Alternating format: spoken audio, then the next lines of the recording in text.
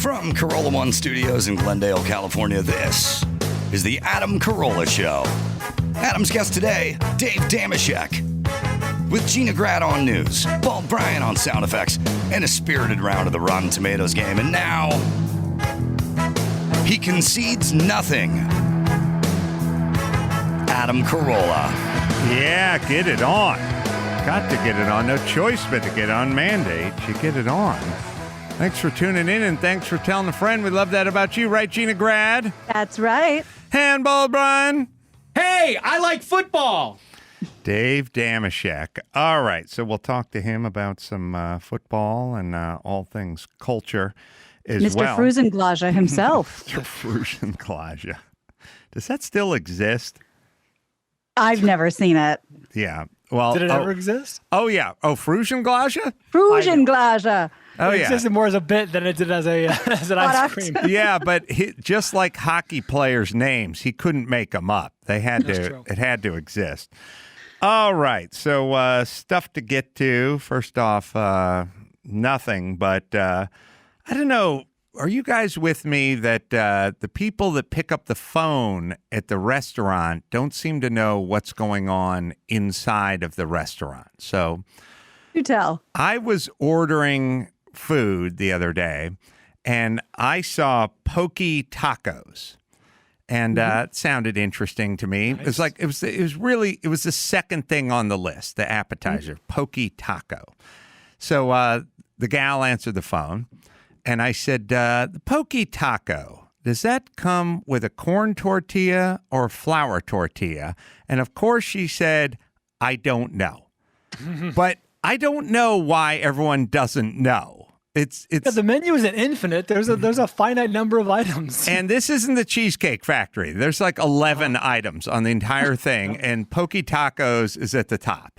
Wait, question. Just out of curiosity, this wasn't a Mexican restaurant, was it? This was like a sushi place? No, it was kind of a beach place.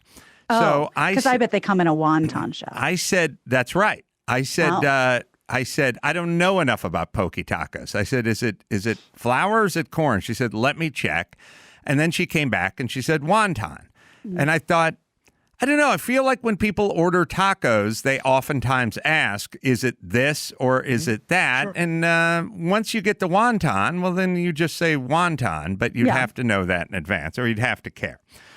So I passed on the Pokey Taco. Aw. But It you sounds guys good. know my thing of here's what I picture in my head. So that I slid down and I said, "Ooh, I'll get the calamari," and I love calamari.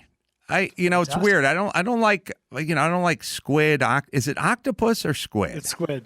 Squid. I'm not Calamari squid. not a squid guy, but I love calamari because the reason I love calamari is because the squid to deep fried batter ratio is just right. It's not Yes. too much, not too much squid.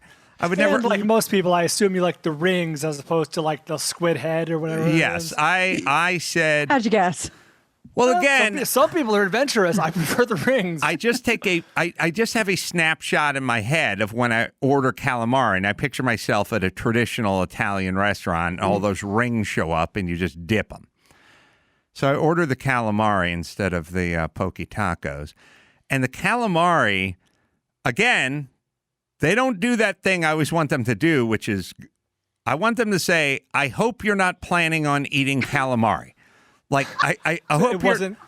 whatever's in your head, you're not getting what's in your head. You know what I'm Calamari saying? fritti, the fried calamari is 85% of the calamari you find in restaurants. I'm assuming that's what you wanted and expected. I got the rubbery squid legs with way too much breading on them. No, with the little curly Q tail at the end. No, not even that. Just literally 4 inches of rubbery squid leg with too much breading, and there's like 8 of them in the thing. And it's like, again, I want them to say, this is not calamari as you know it, as you picture it, or whatever's in your head. That's not what's going to show up in this bag.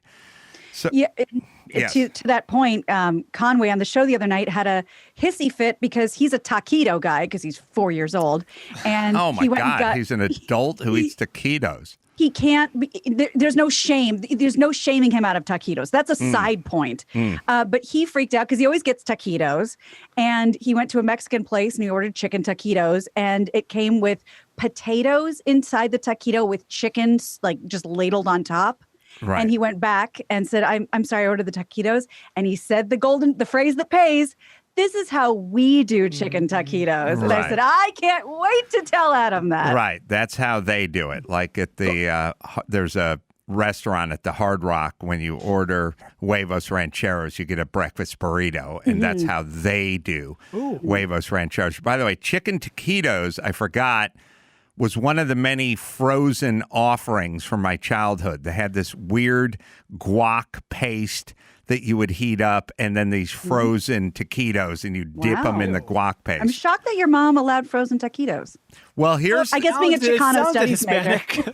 Well, here's the whole thing with my mom. You got to be consistent. She was a health food nut. She was also committed to not burning calories for her family. So she loved health food, but she hated cooking. Right. So we would get the Stouffer's, Salisbury steak, and all the other poison that they served up because my mom didn't want to cook, but then would be preaching about health food while we were eating the Salisbury steak. Yes, Ironically, Brian. she didn't want to burn calories with that high-calorie TV dinner. Yeah, seriously. The restaurant phenomenon we're honing in on, which we've talked about before, is a little bit of an adjacent rich man, poor man. Because in there's the, this is how we do taquitos. This is how we do whatever, fried calamari or whatever. And then the high end places, Gina, I'm sure you've come across this. They have deconstructed. Deconstructed. Yeah, this is our deconstructed Caesar salad. It's like, I just want to fucking Caesar salad. That's right.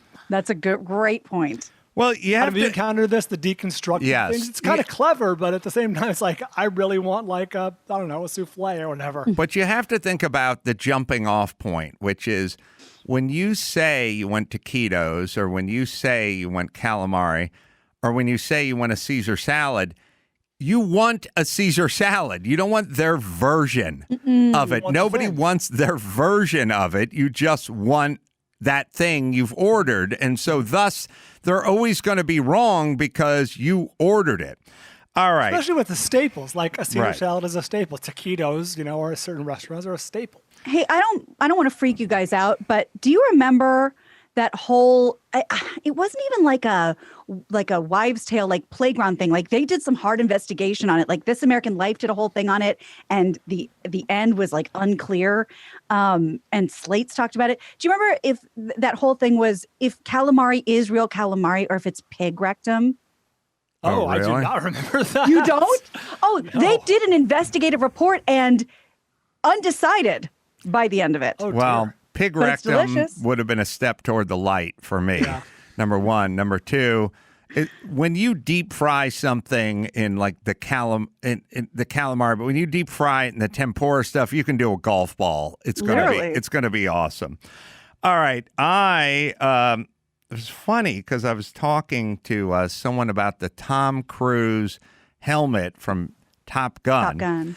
The Maverick helmet. Then somebody pulled it out of their phone, the guy I was talking to, and said it's sold in England for $327,000 in change. But I said, well, Gina was saying it wasn't for sale yet. So I don't know if that was another helmet. I thought it was November 23rd, unless I'm mixing up auctions. Well, yes. So, yeah, I mean, that's about right. It says 250,000 euros, which equals to your amount, Adam. And this article is from the end of August this year. So I'll have to look in to see if maybe there were two different helmets that are going up for auction this year. Well, is it possible someone would flip it that fast? It's possible. Yeah, sure. But at least we know it sold for about $330,000. All right. Also, there's another Newman Joanne Woodward engraved watch that's going soon too, which could be another $18 million coming up, just for those who may want to check their sofa for change.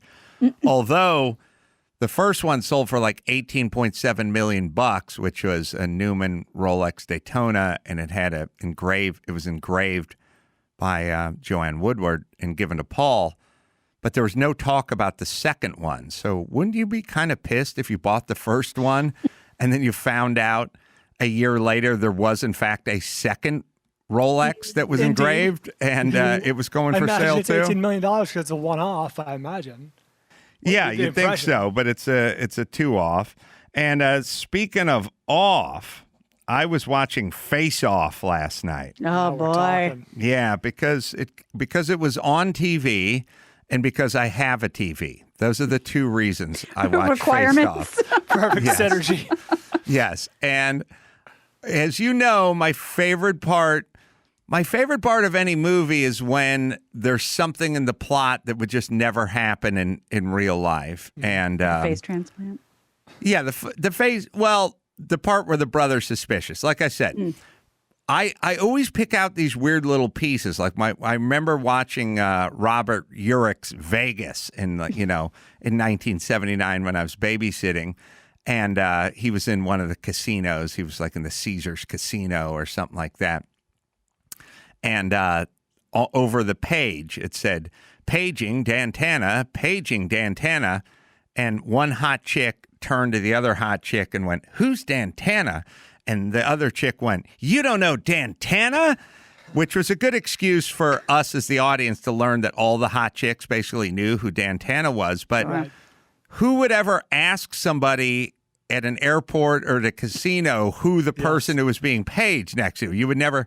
We've all heard a lot of pages. No one's ever turned to the Doesn't. person next to him and went, No. who's George Vince Smith, who the hell DiGiacomo? is that? Yeah, like, why would Not the person once. next to him know who that person was? But I do like those scenes. And so in Face Off, one of my favorite scenes is when Nick Cage has the face. Well, it's Travolta, but he has Nick Cage's face. And then he goes into prison. And then he runs into his brother, and his brother is suspicious.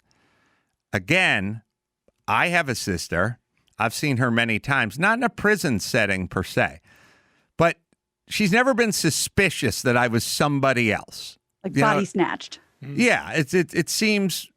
I understand in the story they've switched faces, but why would the brother be suspicious? But the brother was suspicious. And so we asked him what medication he was on all those years with a sort of raised eyebrow.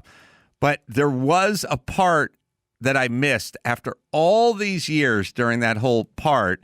And I don't know if you've found that scene, Max Zapata, but the brother is suspicious that Nick Cage is really Nick Cage, even though it's Nick Cage and it's his brother. And he wants to know why he's not himself. You know what I'm saying? Mm-hmm. By the way, so this could mean you were irregular in front of your brother or sister, and they could become suspicious because you didn't feel yourself. But he gets suspicious, and he actually pokes him in the face, like as if he'd Trying to pull his face off. Yeah, I'll show you the scene, and I forgot the part where he physically pokes him. I'm hoping that was an actor making a decision. Do you have it, Max Zapata? Creative choice. All right. So he's talking to another prison bird. Not feeling very coordinated lately, are you? A little suspicious about Nick Cage. Bro, Bro. you gotta help me. I am so fried. If the psychos in here find out I'm misfiring, we're both gonna be dead meat. Suspicious. Shock treatment? What's the matter with you? Did they operate? He pokes him in the face. Oh, Jesus, you're still so freaking paranoid. Aren't they giving you your medication in here? What was my medication? Oh, you don't trust him. Uh-oh. Just got to think about it. Alex, I hand-fed you those pills for years. Vivex. I haven't forgotten that. It's just everything else. It's All right. The point is are face transplants a common occurrence? Because why would you 1997? poke him in the face and go, would you have an operation? He goes full Three Stooges on him. Yeah, woo. This is the most intuitive brother on the planet. Yeah, this guy's a mastermind. Yeah. He poked him in the face and wanted to know if he had an operation. Now, we as the Good. audience understand he did have an operation, but once again, why would the brother even have a shadow of a doubt it wasn't his brother? And how long was the brother in prison? Like, how new was face transplant technology at that point? I don't even know. It's unclear whether this technology even existed before they had their. They may have been the canaries in the face transplant coal mine. You have info on the helmet, Max Spada? Yeah, so weirdly this year, two different the same helmet style, but two different helmets from Top Gun were being auctioned. At the end of August, Prop Store auctioned off Maverick's helmet, and inside of it says, in Sharpie, says Maverick #1, and then the words Top Gun. And that one was estimated to be between 50,000 to 70,000, and the winning bid was 260,000. Well, 260 300. euro. Oh, sorry, no, 260. This is dollars. So maybe, sorry. Yeah, maybe without the VIG and everything, All right. it goes up higher. And then Julian's is the one that Gina was reporting. They are also selling a helmet, but this one, if you look closely at the description, it says one of several production-made fighter pilots created for use in filming by Tom Cruise, and Cruise is seen wearing this style of helmet. Ooh. Style. And if you look inside, it says Maverick #2. And the other one has a lot more wear than this one. So I imagine that the #1 helmet was the one that Tom actually wore. Oh, It was the okay. backup. Yeah, so the #1 helmet's Number 2. gonna go for more. I did my first Crank Yankers session on Ooh. Friday out of here, and I was kind of wondering how it would work with the post-COVID world. And Is it Zoom or is it still over the phone? Well, you don't want anyone to see you. for me, it's over the phone. For the crew, it's Zoom. So I'm communicating with everybody via Zoom, but just dialing these businesses up. And businesses are there to pick up, right? Oh yeah. There's more. They stayed on longer and talked more than I can ever remember. So there's a lot of good stuff there, but they seem to hang longer, and maybe it's this COVID stuff. I don't know. What can you tell us? Like what kind of businesses or where in the country you called? I called MMA gyms. I called equipment rental places. Let's see. I called some bookstores. I called some doll stores. They're all stayed on in an exquisitely long amount of time. Kalen was listening in his office to the 3 hours of calls that you were doing, and he says that he was just cracking up the entire time, just nonstop. Yeah, they were good. Like, Kalen, did you think they were good? Oh, they were amazing. And like you said, I was just amazed at how long these people were staying on the phone for. There's one example in particular. I don't want to, spoil it, but I was amazed at how long they were just sticking on the phone with you for. I was saying crazy things, and they wouldn't hang up. Yeah. But I got to tell you, it's interesting. So during, you think about the sort of audience, no audience, late night talk shows and things of that nature, and everyone's doing the Zoom and everything like that. I had Matt Fondelier was kind of running the board, so to speak, and he was sitting where Dawson was sitting, and I was looking at him through the window, and every time I made a joke, I would watch him, and I would see him laugh, and it completely energized me. Like, some stuff was better than others, and some stuff was a big laugh, and other stuff is who knows if it's funny or whatever it is. But watching him laugh completely energized me. Like it also let me know, like, okay, maybe this is going on long enough, or that one didn't work, or whatever it was. But there is something, even when you're sitting in a studio alone, as I was, and everyone was on Zoom, watching Fondelier busting up in the next room, it did something. It's an interesting thing. Like it gave me some confidence or some momentum, or I don't know what. But anyway, so we made a bunch of calls from here on Friday, and I remember back in the day, you used to make your monthly or bi-monthly pilgrimage to Las Vegas because you had to make the calls from there. Have they figured out some kind of workaround? Yeah, they figured out some kind of workaround where it goes into some sort of hub that's in Nevada or something. Whatever it is, I told them to do the first time around, and they went, "You can't do that." Now they're doing Caught up it. a decade later? Yes, that's how it works. So, When are these new ones set to air? I don't know. Like spring, I imagine. Crank Yankers, the way Crank Yankers worked is, I guess we did about 4 or 5 seasons in the early 2000s, and then it went away, and then it went away for a decade plus, and then Comedy Central did some kind of survey. What show do you guys miss the most? Like what old-timey show? And of course it was Chappelle, and Chappelle wouldn't come back. But the second one, no, the first one was Crank Yankers. Everyone said we miss Crank Yankers. So, God bless Comedy Central. They just went to their audience and went, what do you miss from 20 years ago? And they went, we miss Crank Yankers. So they said, well, let's do another season of Crank Yankers. That's so great. Question: you've mentioned before that, and I feel you like completely. When it comes to prank stuff, you don't totally have the tolerance that you used to, and like you weren't super into the new Borat and stuff. Did that have any effect on what you were doing in this session? No, I dove right in and said horrible things and made people as uncomfortable as I could possibly make them, because there's an element of, it seems, I guess it'd be like, you'd say, well, Adam, would you like to film a gay porn? And I would go, no. And then they would go, but you have to film a gay porn. And I'd go, okay. And then they'd go, would you like to do 3 takes of a gay porn? And I'd go, no, let's just do it in one. So I am going to spread my ass and howl I'm going to bail at the moon, because I want to do one. So give it your all. As uncomfortable as it may, we've done sessions with nice people, and nice people don't like destroying, ruining somebody's day. Ruining someone's day who just picks up the phone.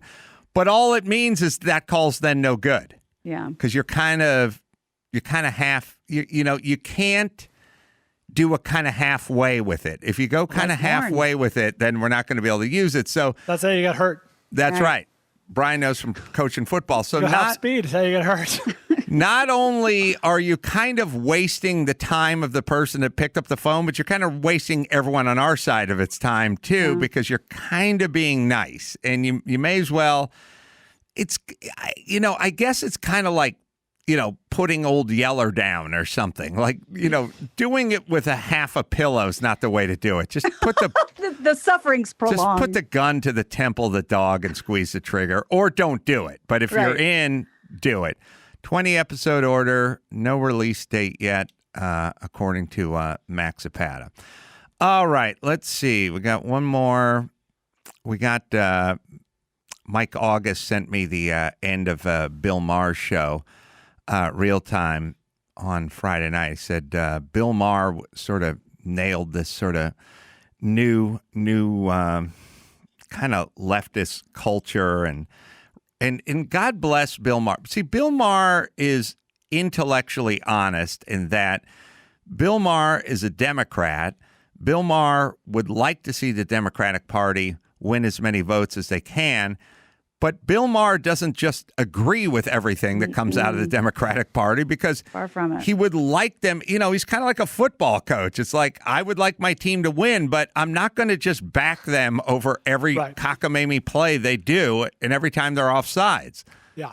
And anyone who follows me on Twitter knows that A, I'm a big USC fan, and B, I'm not a big fan of their coaching or their performance these days. You got to be honest. I love the team, but they fucking play like shit sometimes.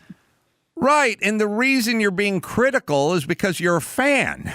You're invested. I'd like them to play well. Right. The fan, if you're an Oregon Ducks fan, then you'd like them to just keep playing, stay the course and don't have any criticism. So I'll play you. We think we whacked it down to about 2:40. Yeah, it's a really great piece. It's all on YouTube. It's about 10 minutes long, but here's the gist of it. Pennsylvania Democrat Connor Lamb says Democratic rhetoric needs to be dialed back. It needs to be rooted in common sense. Thank you. Thank you. There, in my opinion, is the crux of the problem. Democrats too often don't come across as having common sense to a huge swath of Americans. And these are people who believe in QAnon.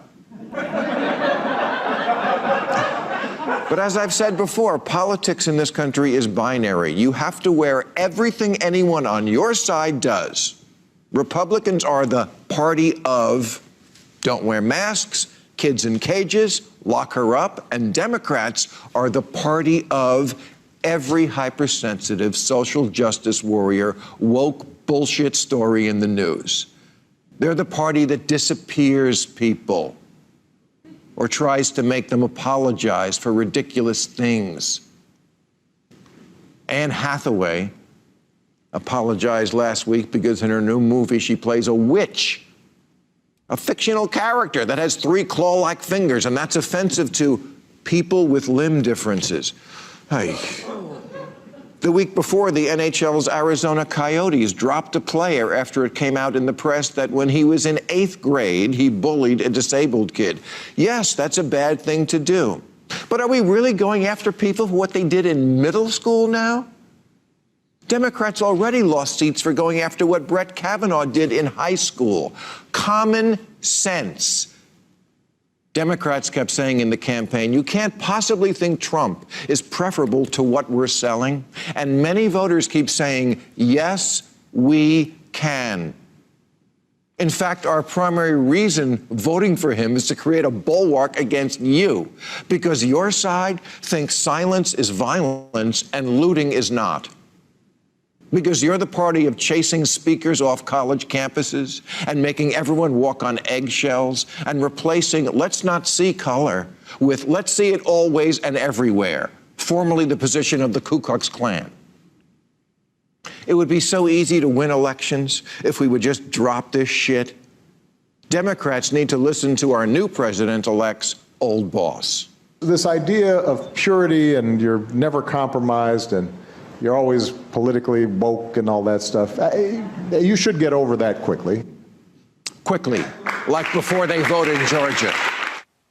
You know, it just popped in my head. You know, I've always kind of said, like, it was sort of insane that Hitler was trying to win World War II, fighting almost every nation on the planet, and then his sidebar was rounding up Jews and building camps. You know what I mean? And I was like, why would you try to do both those things simultaneously? And my feeling is with the Democratic Party, which is just talk about education and the minimum wage and welfare reform and, you know, immigration and all taxes and all that kind of stuff. Why are you doing the third bathroom thing simultaneously? Why are you doing the transgendered puppy thing? Like, why are you doing all these weird sidebar things that less than 2% of Americans care about while you're trying to win? Like, why don't you just stick to the big stuff, win the election, and then we can see about the fifth bathroom? Why are we doing it all? You know, why are we talking about defunding the police? Why not just talk about jobs? Or why not just talk about education? Or why not just talk about the inner city? Like, choke up on the baton and make contact. Right. Why are you hobbling yourself talking about shit that isn't popular, except for with a small group of sort of coastal elites? Well, isn't everyone in that game right now by energizing their base with bullshit on both sides? Yeah, but I don't mean because it matters to people. It matters to some people. It doesn't matter, like you're saying, to the swath of the people in your party. Well, I think here's the problem. Your base. So you take a look at Trump's base. Trump's base wants beefing up border security or less taxes and less regulation or tough on China or whatever. So that's his base. I don't know that the Democratic base cares all that much about defunding the police. I don't think their base really wants that. There's a group that does, but it wouldn't call it their base. I guess you're right. It's hard to figure out who the base is, what the base means, because all I think of is the group that chased the mayor of Minneapolis off stage when he wouldn't commit to defunding the police at that rally. So I guess, yeah, who is the base? Well, that is the group that shows up at the rally, but we Right. can't mistake the group who shows up for the rally as the folks that live in Minnesota. The folks that live in Minnesota want a police department. Yeah, you need a larger base. The 300 people who show up at the rally don't, although they'll want a police department as well once the crime and the murder and everything goes up. Anyway, all right, Sheck is on hold. We'll bring him in a second. First, I'll tell you about Simply Safe break-ins. Forget about defunding the police. Let's get ourselves some Simply Safe. It's going up around the holidays. Simply Safe's having a huge holiday sale. 40% off any system and free security camera as well. Whether you're traveling or staying put for the holidays, check out the 30% off plus free security camera. Wait a minute. Is it 40% off any system or Yes, 30% off? Oh, it's 40. Oh, it's 40. All right. I got two numbers here. 40% off plus free security camera deal. It ends this week. I use Simply Safe. Everyone here uses Simply Safe. Peel and stick, up and running in under an hour. U.S. News and World Report says it's the best home security of 2020. An arsenal of sensors and cameras. Batteries last up to 10 years. Peel and stick. No drilling. No mess. It's Simply Safe, right, Dawson? Get 40% off Simply Safe plus a free security camera today by visiting simplysafe.com/Adam. Go today. This deal is this week only. That's simplysafe.com/Adam. Simplysafe.com/Adam. All right, we'll take a quick break. We'll come back with the Dameshek, and we'll do that right after this. It's time to check Adam's voicemail. Man, got a rich man, poor man for you, and that is having inherited your furniture. You can leave us a message at 888-634-1744. Yeah, that's a good one. Inherit your it's either you have nothing and it's worth nothing, but that's why you got it, or it's valuable and heirlooms and antiques. Dave Dameshek is here. -3 is the name of the podcast as well. Extra Points with Cousin Sal as well, and Dave with, Dave's of Thunder. Apple Podcast, Spotify, wherever you get the podcast. Good to see you, Sheck. What a pleasure, Ace. It's been too long, and hello to Bald and Gina as well. My heart is full. I know that the world outside is a little grim, but hard to complain right now. I think I speak for all of America when I say the Steelers are 9-0, and the US of A is better for it. Yeah. Now, do you feel like they're a little bit disrespected in that they are the only unbeaten team in the NFL and people sort of have them in the top 3 or 4, but not at number 1? There's a few teams that, when you talk to the expert analysis people, they have this team above they have this team above the Steelers. But yeah, they're unbeaten, but yet maybe missing a little respect. It does feel that way, but you know what? If that's true, good. I don't like being the team that's supposed to win. As we've discussed, it is a curse. It is a plague. The Madden cover, people talk about, they used to talk about Sports Illustrated cover. The real curse in the 21st century is being the team that's supposed to win. Then it's no fun. Then if you do win, then you're like, oh yeah, we were supposed to win. Great. So what? Big relief. We didn't lose like we were afraid of. And then if you win, if you lose the game, then it's devastating and everything else. I like the position where we are. The Chiefs are still everybody's pick to win the Super Bowl. Good. Maybe we'll surprise the world. I haven't, speaking of Madden, I don't believe I've seen him interviewed or speak into a microphone in a long time. I mean, I don't know, has it been 4 or 5 years? I don't know what's going on with him. I don't know if there's health issues. I don't know how old he is, but Madden was all over the place all the time, and I just have not heard hide nor hair of that guy in 5 years. Do you know anything? I think he's pro football's Sean Connery. He may not be the buzz that I hear, the whispers I hear. He's not as devilishly handsome as he was a half decade ago. And that's what Madden is like. I don't want the world to see me not at my renowned best, iconic handsome Is he best. stricken with something? Does he have No, I think he's something? old. I mean, it's been a while. I think it's been like 10 years now, right? So I don't remember exactly when he hung it up, but I think maybe his last Super Bowl was, in fact, the Steelers Cardinals one, the Santonio catch.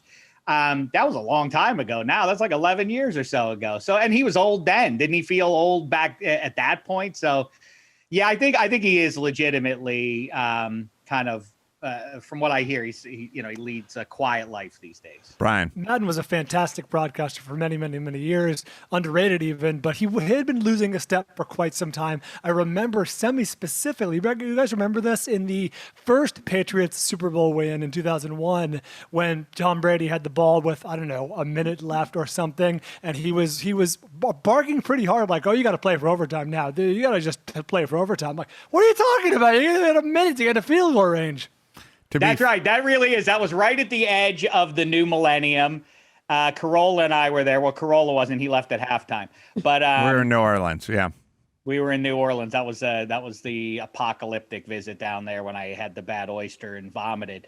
I got what I deserved from the football gods. I knew deep down I shouldn't be at that Super Bowl when the Steelers weren't there themselves. But Adam Carolla left me a powerhouse voicemail that convinced me that I did need to be there, that I was required to be there.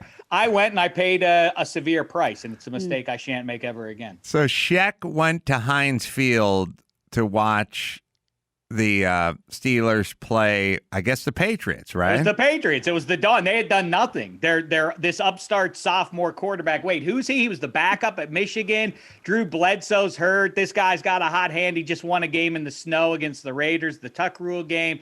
The Steelers favored, I think, by like 10.5 or something. We'll make quick work of them. Then it's on to New Orleans for a party to beat the band. Carolla, Kimmel, Sal, Baby Doll Dixon, the whole gang gathering down there to eat oysters and drink hurricanes on the streets of the French Quarter. Then we shall go and vanquish the juggernaut St. Louis Rams. Yeah, I remember. Well, to be fair to Madden, Brady wasn't Brady back then. Brady was. He had a pretty marginal game. Like, he had slightly above average. He wasn't setting the world on fire. Oh, I know. But so what I'm saying is knowing who Tom Brady is now, you would never say play for OT. Back then, you could almost understand saying play for OT because you have this semi-rookie, unproven, whatever. The Tuck, first off, they should have lost to the Raiders with the Tuck rule. Like, he really, and he wasn't playing lights out. But yeah, I talked Sheck into coming to New Orleans. Sheck came to New Orleans. It was the greatest. I know it's anticlimactic to not actually have the voicemail, but I kept it for legitimately 4 or 5 years because it was so marvelous. But it went into a whole thing about like having some perspective. It's like, you're a Steelers fan, but think about it this way. You get to live in Hollywood and you get to work on the Man Show with cool guys like me. You could be a Steelers fan who lives on the outskirts of Pittsburgh, and you're the assistant manager of your father-in-law's sporting goods store, and you have 3 kids, one of whom can't learn. And it just went on and on. Well, you know what I remember about that phone call? So I wanted Sheck to come to New Orleans and party with us. For some reason, I think Jeff Ross was there, although maybe it's just everyone smoked so much pot. I thought Jeff Ross was there, but I can't. He just vaporizes when you smoke that much. He shows up like Barbara Eden. You rang. So Dr. Bombay. So right. I had heard that Sheck wasn't going to party with us in New Orleans because he was so down about the Steelers' loss to the Patriots. And I was driving into Loveline, and it was about 9:30 at night, and I got in my car, and I called Sheck, and I got his message machine. but I had a half-hour drive, and I had no one else to talk to. So once I got his message machine, and once I find out that it doesn't cut you off, some message machines cut you. Once I got to like minute 3.5, and I realized, there is no end to this. I just talked all the way to Westwood 1 in Culver City, and inspired Sheck, and he went and he got horrible food poisoning and almost died. Well, that's because you were in an era where every time you would see anybody or anything halfway decent happen, you would always say, tickled pink. And the voice message started with, Sheck, tickled brown. That was the start of the 30-minute message. Tickled brown. So Sheck went, and are we sure you got food poisoning? I mean, what else happened? I threw up for 7 hours in a row. I know. And now somehow, I don't know what this says about the trajectory of my life, but now, all these years later, who am I working with? Cousin Sal, the same person who back then, I wasn't alone in a New Orleans hotel room throwing up my guts. No, I was in a room with Cousin Sal, the greatest, worst mixer on planet Earth. You don't want anything bad going your way when Sal is there. Sal, as I'm throwing up, I'm on my hands and knees, a grown man puking into a strange turlet. Sal is pushing the door down. What's going on in there, Velvel? What's going on in there, Vel? What's going on? What are you doing, Velvel? What are you doing the whole time? It really was a nightmare. I remember being in the main, we were in like a suite, and I remember Sal going like, we got to go torture Sheck. And I'm like, he's throwing up. He's tortured. He's already tortured. Like, you can't really get more tortured. We should torture Ralphie May. He's not tortured. I don't know why I thought Ralphie May have been there as well. Gilding the lily to the extreme. Like, he's got food poisoning from a bad oyster, and I gotta make it worse somehow. That's really where Sal shines. That's really where he shines. That's the difference between good and great. So we were talking last week about that news reporter that did the either fuck off or buzz off, depending on what word you say before he says it. If you say buzz, it sounds like buzz. If you say fuck, it sounds like fuck. But we had this clip from my. We'll play the thing, but it reminded me because Sheck was with me when I had my fuck off chambered, and I think we have it in the audiobook. First, we'll play the reporter. President, we're doing is we're looking. I know about. Yes, real news or fake news? Buzz off. Yeah, so he said buzz off or fuck off, but in my book, I don't know if it was not Taco Bell material. Or, in 50 years. 50 years, my first book, right. Do we have the audio of that? Yeah. Okay, we'll play that. Have a fuck off chambered and ready to go. You're going to encounter a lot of dicks in your life. It's inevitable. One time during the first few weeks of my morning show, I was in the parking lot of Cantor's Deli on my way to get some post-show pastrami. Someone walking by me recognized me and shouted, "Howard Stern was better." Without a beat, I shouted, "Fuck off." It caught the guy by surprise. He started explaining that he was a producer, but before he could finish his pathetic excuse for his behavior, I hit him with a second, "Go fuck yourself." Then I walked into the deli and enjoyed my lunch. Life is too short to deal with dickheads. These people need to be shamed publicly. And if you're uptight about cursing, then a beat it in the breach is good too. Yeah, and Sheck was walking right next to me when that guy passed us, if memory serves, right, Sheck? It was great because you provided the element of surprise. This guy claimed he announced to you/us that no, you don't get it. You don't get it. Like, hey, you're not as good as Howard Stern, and it was just stunning to me at least. But Ace was ready to go, as he said. He had one in the holster, ready to go, and he shot it at the guy immediately. And he was so shocked by it, he almost flew against the wall of Cantor's. But then he tried to fight back a little bit. No, you don't understand. I'm a producer. Before he could hit that third syllable in producer, Ace gave him another one. This guy, whether he's in show business the or 1-2. Yeah, just walking through the streets of Hollywood, like, they're, I guess these celebrities, I think a lot of people imagine they're like zoo animals. Like, they're not real. They're two-dimensional things that we can do what we want to. And Adam Carolla taught that producer a valuable lesson on that day. It was so crazy that the guy, I think it was kind of like my first experience with people feel like, because you put your work into the public space, it's their right to weigh in on it. But if you remove the fact that it's in the public space and just do that with other people in their lives. Hey, good to see you, Gina. Your fiance. Oh, you can do a lot better than that. Like, what? Well, who are you? You're a stranger. What do you? Fuck off. Yeah, fuck off, Gina. By the way, his "I'm a producer" is like yelling, I have black friends. It's like this weird kind of fallback. He was caught off guard. Dodge Stratus. Yeah, I don't know why he said he was a producer. I guess that's like, this is criticism, but it's professional criticism, right, from the industry or something. I don't know what it was. But this is a critique from a peer, Adam, and I'm trying to help you evolve. So what's in his head that made him think that would make it all right? That's a great question. Because I think a lot of people feel like if they get on the offense, the other team must take the defensive side of the ball.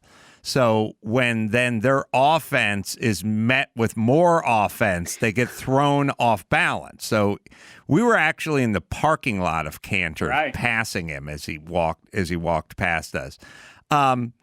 Yes, that is such a great point, and it is so, for lack of a better word, fun to do that, because I think I'm a really nice person. I think most people would probably agree.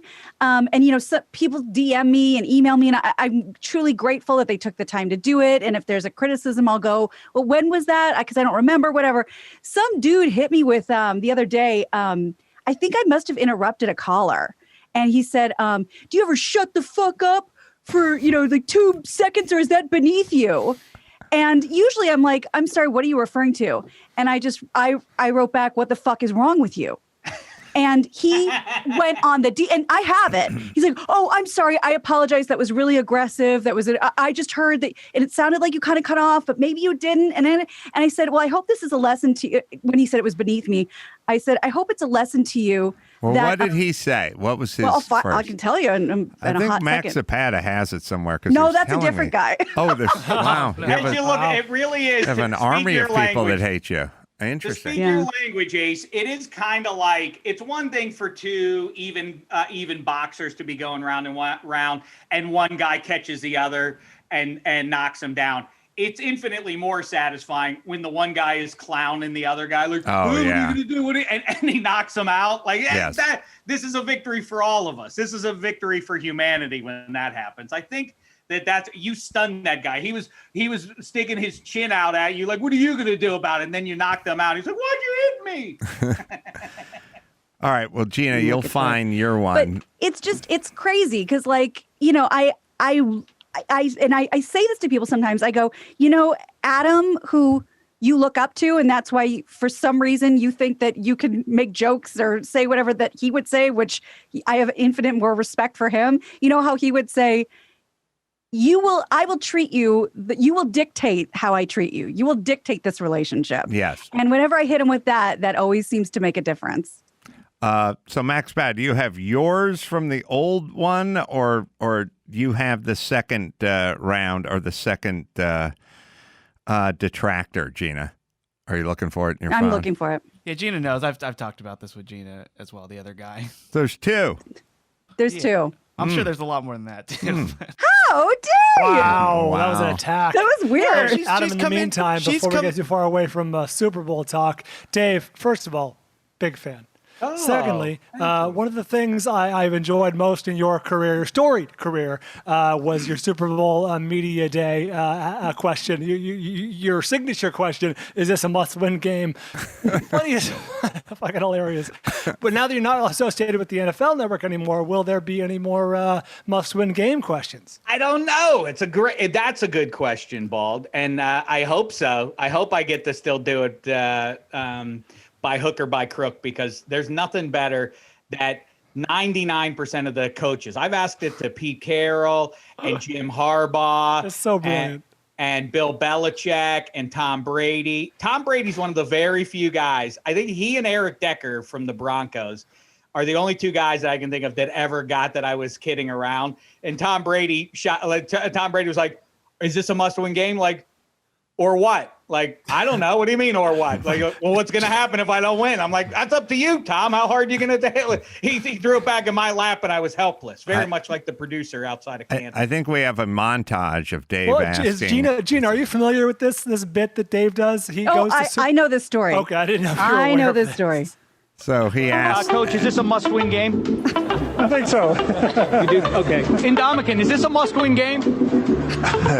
Any playoff game is a must-win game. Is this a must-win game? A must-win for what? A must-win or what? Well, I don't know. You come up with the other side. Is it a must-win game, Tom Brady? I'd love to win. We got to play our best to win. It's going to be tough. Is this a must-win game? Oh, of course. You know, we set out for this mission back in fall camp and OTAs, and, you know, we won't stop until we get it. Is the Super Bowl a must-win game? Yeah, for sure. Yeah. I thought so. Yeah. That was my guess. I hope, yeah. I figured. Is this a must-win game? You know, every game's a must-win game. Is this a must-win game, Hecker? Of course. Yeah, what kind of question is that? I thought it was a good one. I thought it was a good question. You guys always talk about that. So good. For the People are trying to be Super Bowl. polite. All right, did I you do find have the exchange. Yes, please. This is on my food blog, because usually I get like, oh my God, the Minnesota mom is so great or whatever. And then this guy said, sorry to interrupt. Are you still talking? Jesus, when a good caller wants to talk, can you shut up for 2 seconds, or is that beneath you? Which I didn't think was a problem I had to overcome. I don't and recall I wrote back, that. Yes. I wrote back, the fuck? The fuck? The fuck? And he said, the caller talking about chess today. Most callers probably aren't used to being on the radio, and it seemed a little pompous when you told him that you weren't done. Maybe I misinterpreted the whole conversation. I had no idea what he was talking about, but I said, Tyler has reached out to us, and, I've like retweeted him and stuff for his chess game. I said, Tyler's been on several times and I've promoted him personally.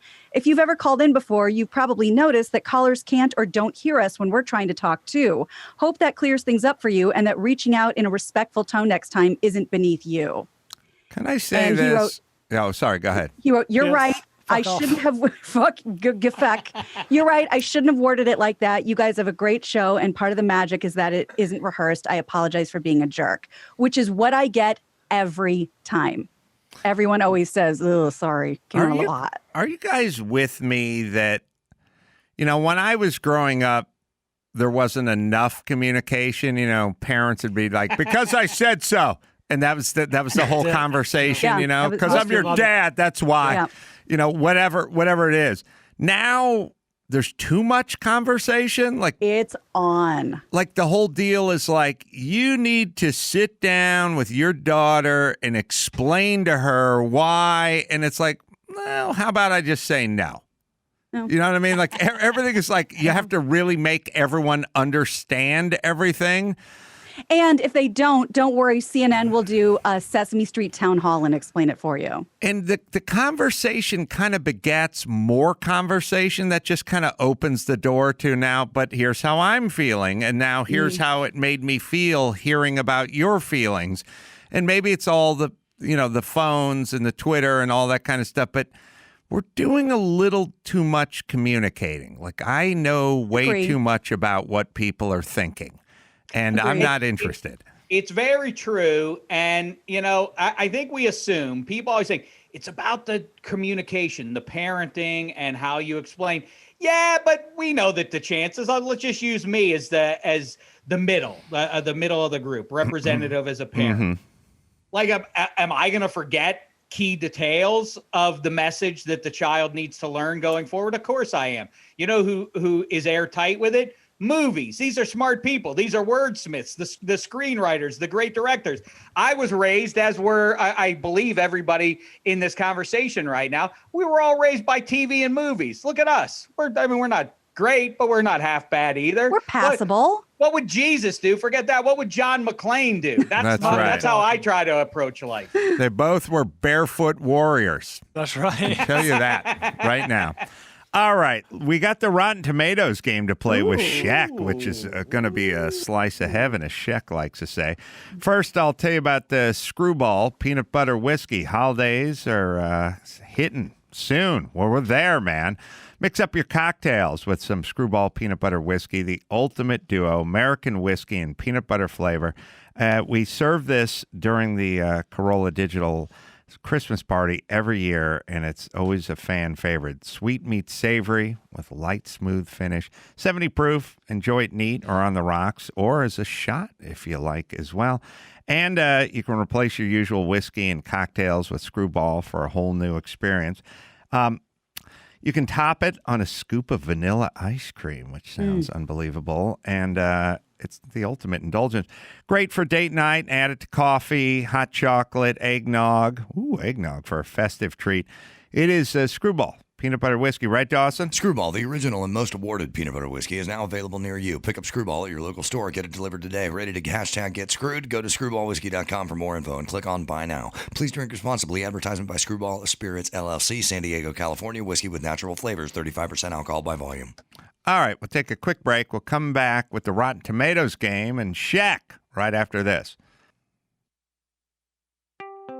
Adam Carolla's I'm Your Emotional Support Animal, navigating our all-woke, no-joke culture, has over 1,000 5-star reviews on Amazon. Here's one. I use what is another flake and Greek and salty language for probably new to avoid the book and is your tongue can do no harm, sour and scream. I feel bad through to the president. We want to say stay away from the book. However, and you enjoy a lot of sarcastic, we anime the horrible and curly sociality, this book is for you. Yep. Sounds about right. Pick up I'm Your Emotional Support Animal, navigating our all-woke, no-joke culture, and leave your 5-star review on Amazon. Get all the links at adamcarolla.com. You know when you talk to people and they go, I speak pretty good German, and you go, why do you speak pretty good German? And they go, when I was in college, between my junior and senior year, I spent the summer in Mainz. And I just kind of immersed myself in the culture, and I learned to speak, some passable German. Ozzy has been here for 25 years. And by the way, when I say he's been here for 25 years, I met Ozzy 28 years ago, and we worked together. He may have very well been here for 5 or 10 years before that. His English is exactly the same as it was 28 years ago when we have gotten worse. I met him when we were building a gym in Pasadena in 1993, maybe 92, and it's exactly the same. That's a great point. Like, I don't know the difference in language. That certainly has something to do with it. But look at Mel Gibson. He was Australian, and if you see him in his early movies, you can plainly hear he has an Australian accent. Now he doesn't talk with one when he disparages the Jews and otherwise. He does it with a perfect American. In the Queen's English. But yes, right. Maybe he should be heralded as a hero, because it's like he's like, in those commercials for Jack Daniels where they go, we've been doing it the same way for 250 years. Maybe that's like Ozzy. Maybe it's like, I don't change. I don't care which way the wind is blowing with your linguistics. It's a proud tradition. I have a proud tradition of nobody understanding what the fuck I'm saying since 1992. All right. Shall we play? Hey, wait. Yes. I know you're going to jump into this, but Bald and I had a little dust up on social media as we talk about this yesterday, and Gina as well. The Departed, scale of 1 to 10. It's in the spirit of Rotten Tomatoes. Give it Adam Carolla's, not what you think other people rated. The Academy Award-winning picture by the legend Martin Scorsese. Scale of 1 to 100. What do you give it? Well, Scorsese's always competing with himself, like Tarantino's kind of competing with himself now. And it's really hard to judge a Scorsese movie or a Tarantino movie without comparing it to other movies they've done before that. But I would say, and I didn't really study the movie. I haven't seen it multiple times and that kind of thing. But It feels like an 8 out of 10 for me. It doesn't. 8 out of 10. It doesn't feel like a 10 or a 9, but it feels like an 8 out of 10. But again, if it was from some unknown director and it wasn't from, Raging Bull and Casino Guy and all that kind of stuff, then I might have it higher. And I really haven't studied it. Like, I'm not that familiar.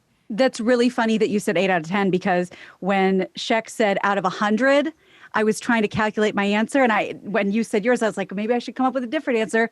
Out of 100, I said 80. Yeah. It's right there. Well, then I just were going back and forth. Big fan of the Carolla show. Ellie Honig is a great fella, and you see him on cable news talking about all the legal matters afoot in society right now. And he bounces off a Bald for movie stuff. And they were going back and forth about, it's a great movie. It's maybe not his best, but it's great. I think I said really good. I said it's very poor. And then Bald attacked me, and he said, I know your whole bit is hyperbole, but it is. My whole bit is hyperbole. I don't even know what that even means, but this is the best fruit, and this is the worst jersey number matchup, and this is the best that ever lived. I make factual it's funny, but it's your thing. I make factual statements, and by the way, getting off this, first of all, if he's an evil crime lord, Jack Nicholson, I think he would be able to divine which guy is the mole in his long-standing criminal enterprise. The new guy who used to be a cop who's 5 minutes into the gang, or the guys who have been around for 20 years. Well, I don't know. Who could it be? But I'll say this, though, try and turn it into a happy direction. Have you guys been eating your Honey Crisps and your Envies? It is prime time for the apple right now. I'm looking at one right now, Dave. Looking at one right now. We're coming up very quickly on the Shecky Awards, including Fruit of the Year. And Apple, like it does every year, coming on strong. Clutch. Apple. Ugh. There's no reason for an apple in my life. There's too many other good fruits. You don't like things that taste good? Has the nectarine ever won? No, and it never will. Then it's null and void, because why would I eat a nectarine in a world that includes peaches? Peaches are better versions of nectarines. Nectarines are better versions of peaches, because the only thing that's wrong with a peach is the skin, and the nectarine has solved that problem. Yeah, but it's a little too firm for this analyst's team. I'm telling you, it told the fuzz to take a hike, and Nice. And now I'm telling you, when I lived up in Beechwood Canyon, up under the Hollywood sign, I planted a nectarine tree in front of my house, and I would harvest those bad boys. And I'd chop them up into wedges, and I'd put them in a big bowl, and I'd take a little bit of that syrup from Trader Joe's. They'd have like a boysenberry syrup or something, and I'd put a little bit of that, and then I'd put some fresh whipped cream on top of it, and it was the most delectable dessert ever. All right, let's play the Rotten Tomatoes game, shall we, Dawson? Listen to that noise. It's a high falsetto voice that can only mean one thing, and you can feel it.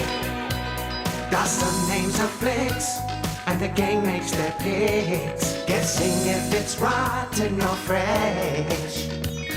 If they guess it exactly, we'll get a bonus 5. It's the Rotten Tomatoes game. You know how we do it. Give me the Rotten Tomatoes game.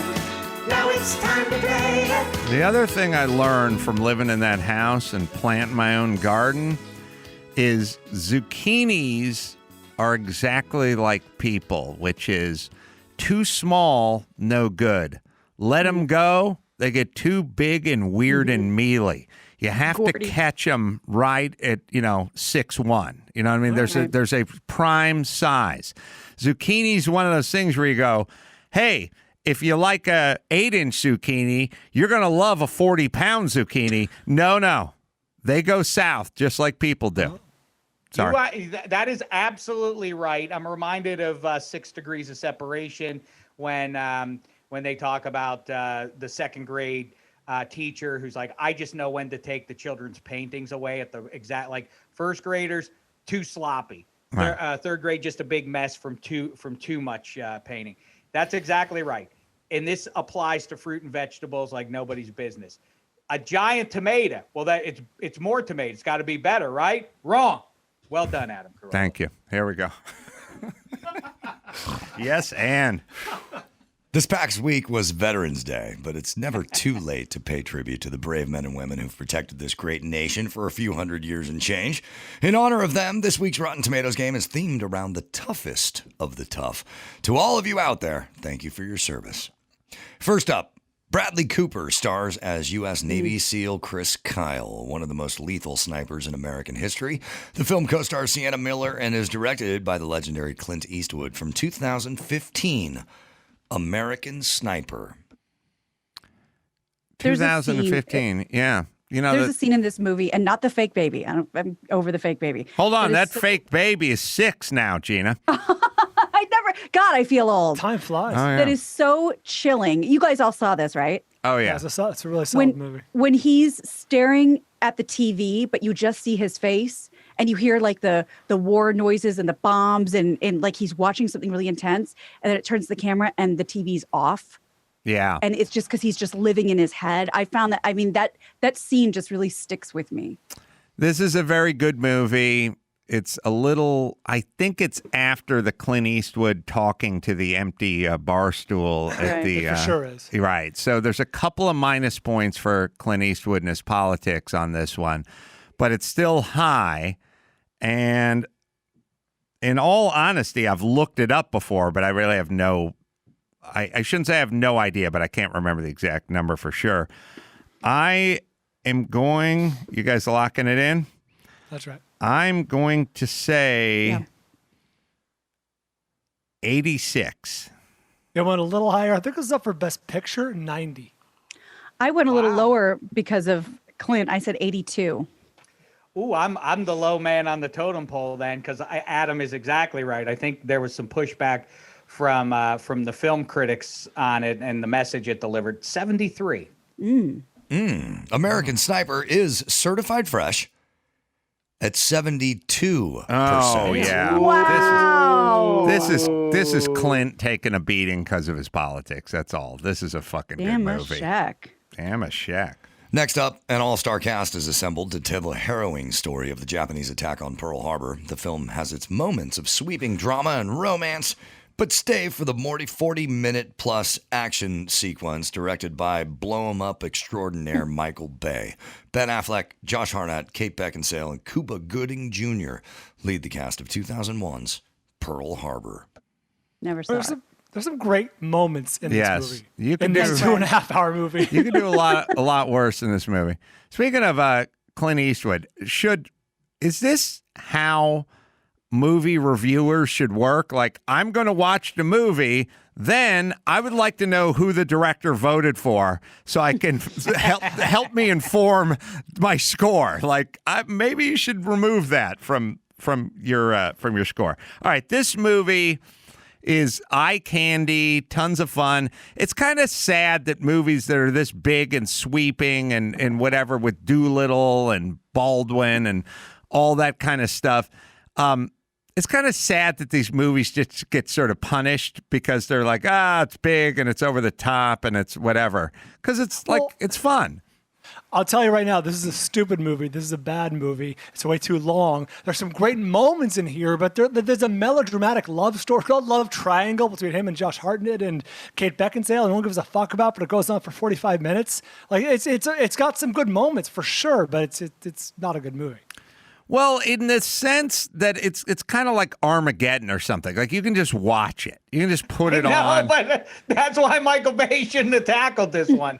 This is one of America's great tragedies.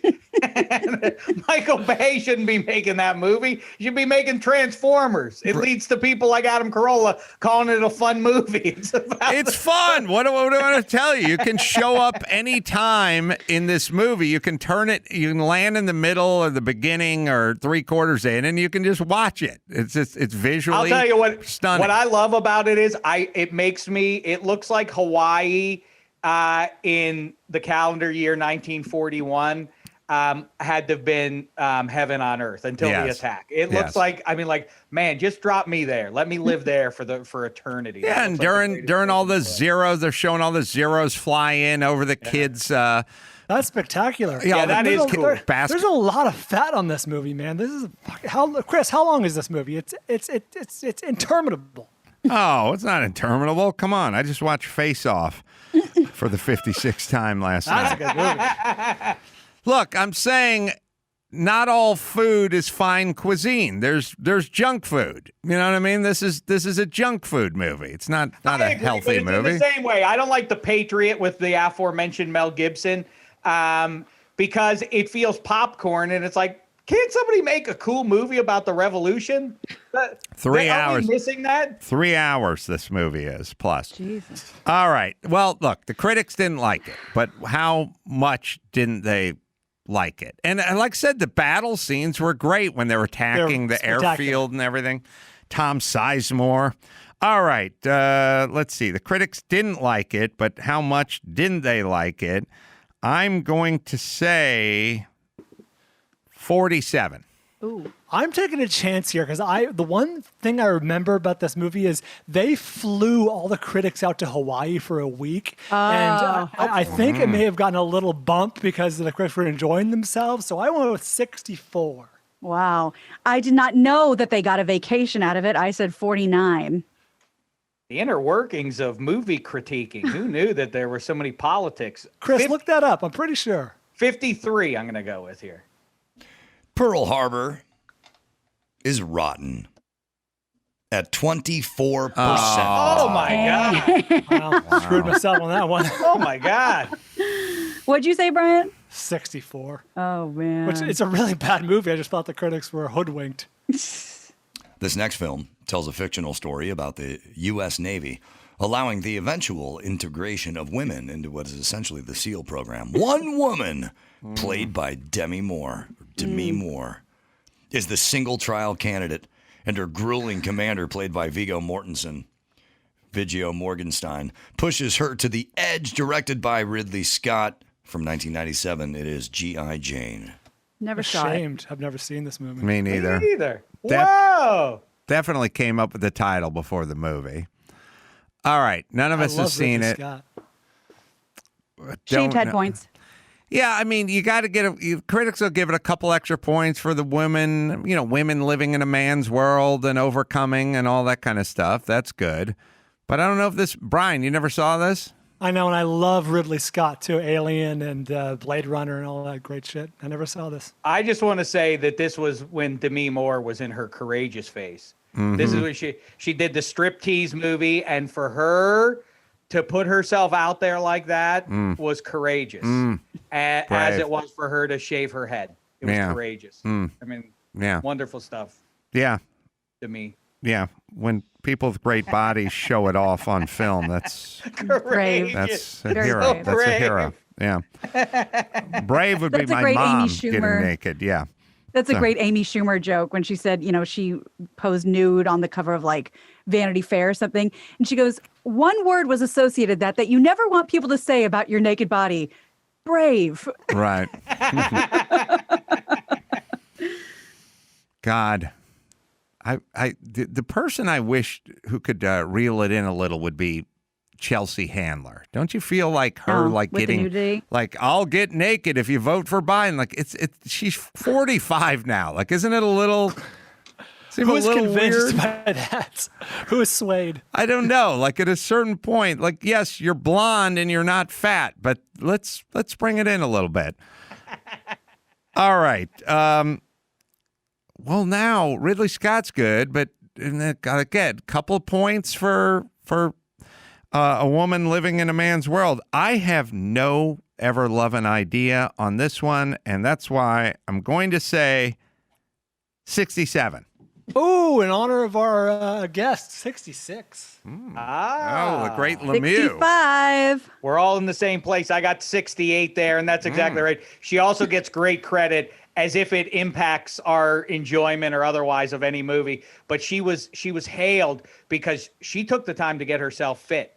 Yes, yeah. She was like the Saving Private Ryan, as we've talked about before. Like, hey, We understand what it was to be a part of D-Day, to be out there on the beaches of Normandy, because we did boot camp for 3 days. And Tom Hanks, some of us were like, we don't want to sleep in these tents another night. But Tom Hanks, he became the captain because he said, we are staying here and we're going to endure this. And we made it 72 hours. So pretty much we are the people who saved America back in the mid 20th century. Same thing for Demi Moore here. Well, I don't want to crap on your point, but she did kick open the door so that all the ladies could become Navy SEALs. Mm. Okay. There you go. Except for there's no lady Navy SEALs. Sub-Zero. When I was doing the Trump roast, not the Trump roast, when I was doing Celebrity Apprentice, and I was supposed to be up there telling jokes and I was roasting Trump, the guy whose team I was on was Arsenio Hall.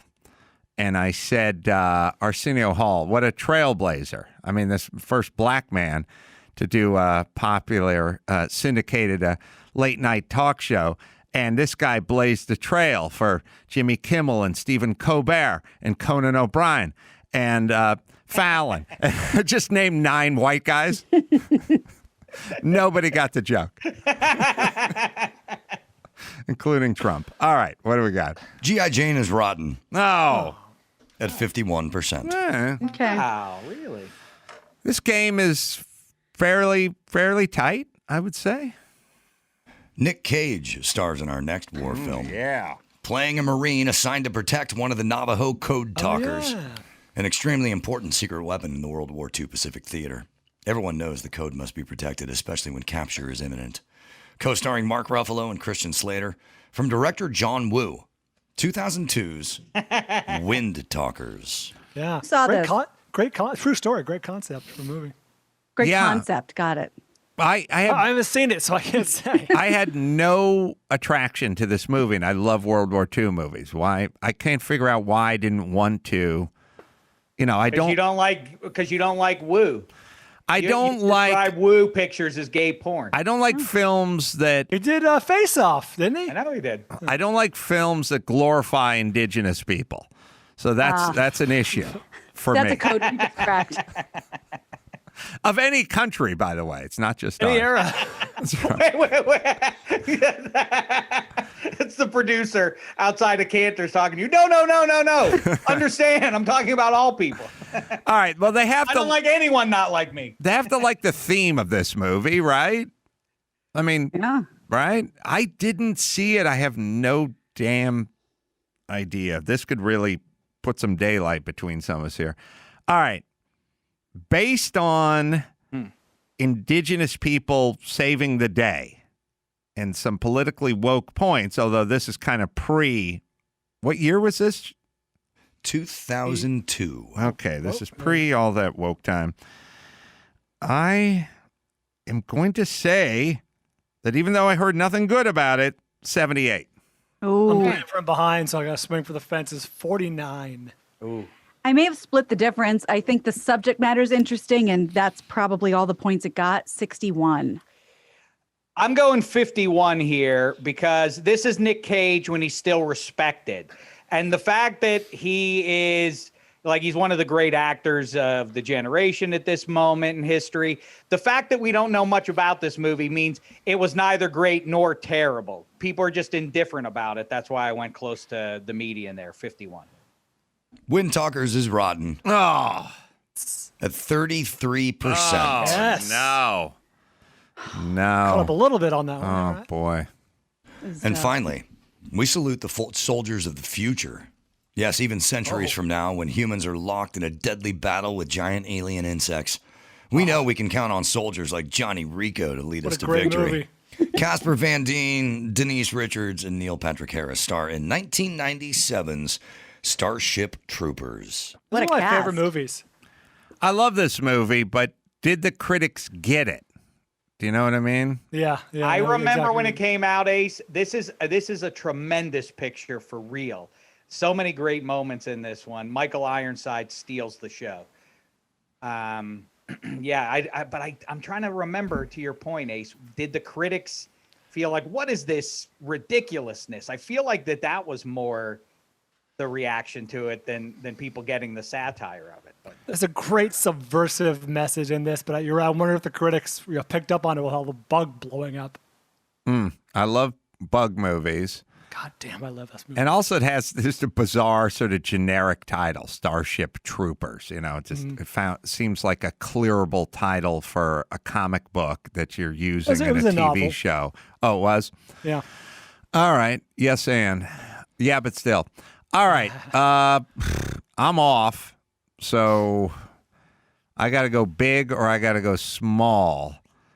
Now, you guys, we all agree we love this movie, but did the critics get it?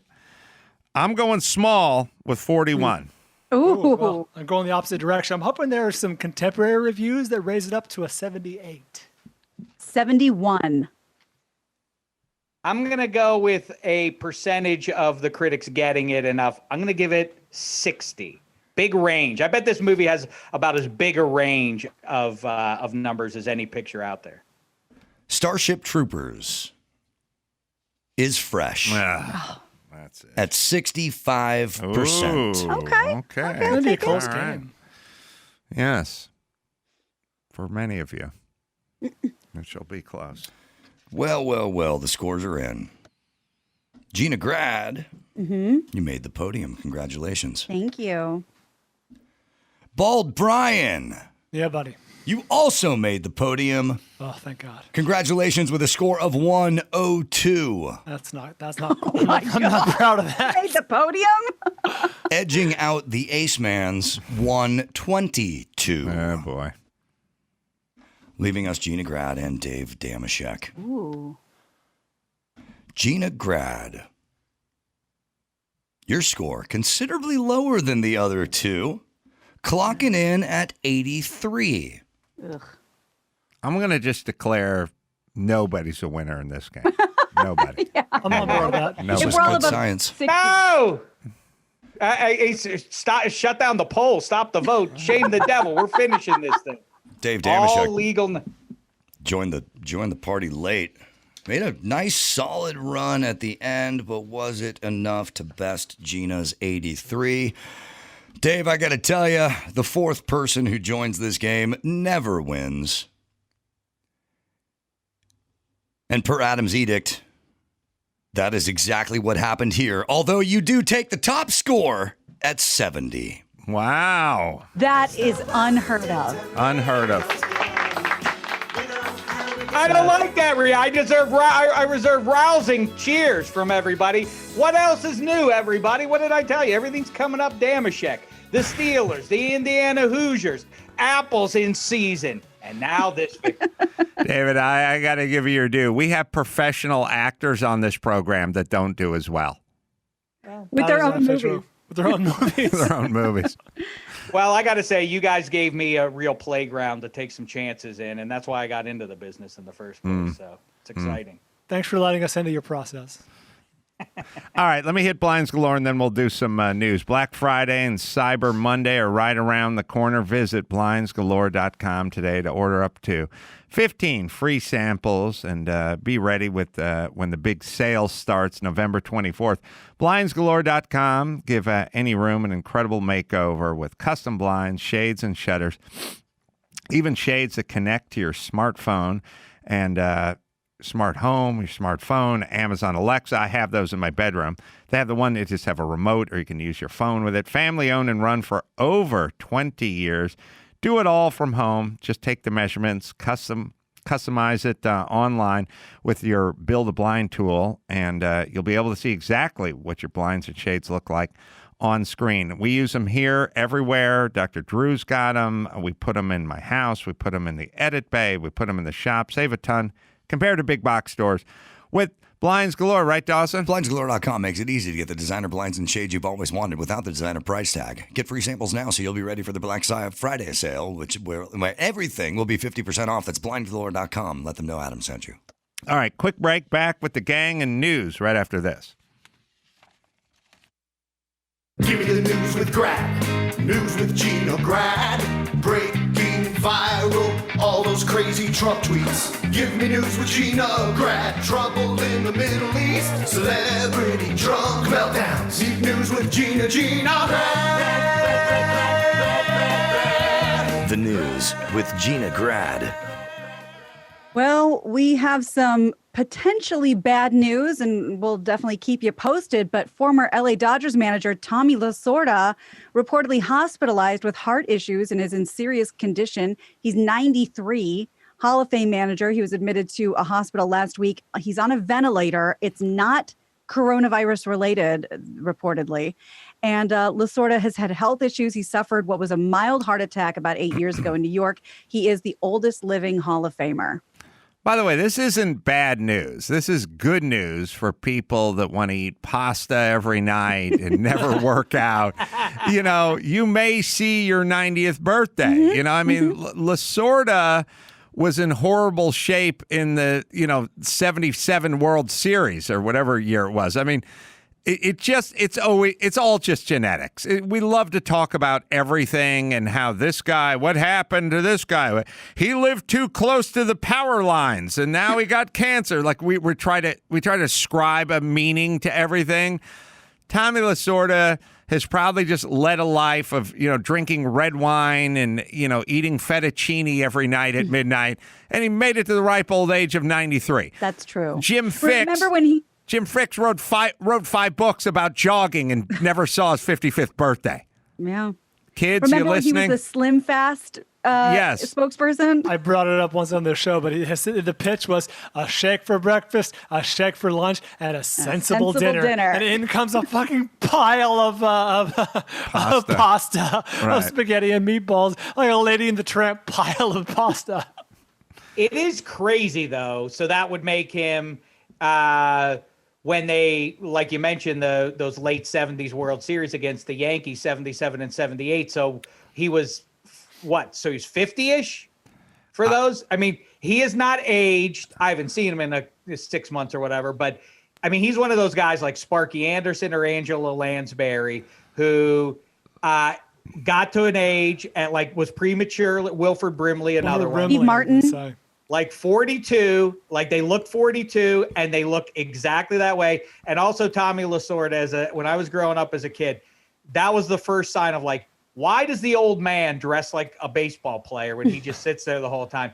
He is the personification of how bizarre that still is in 2020, that they dress the old men up like they're going to go out on the field and play a game. What is the point of this? The rule should really be, you can wear the uniform of the team you preside over, but only of the fattest player who's currently on the field.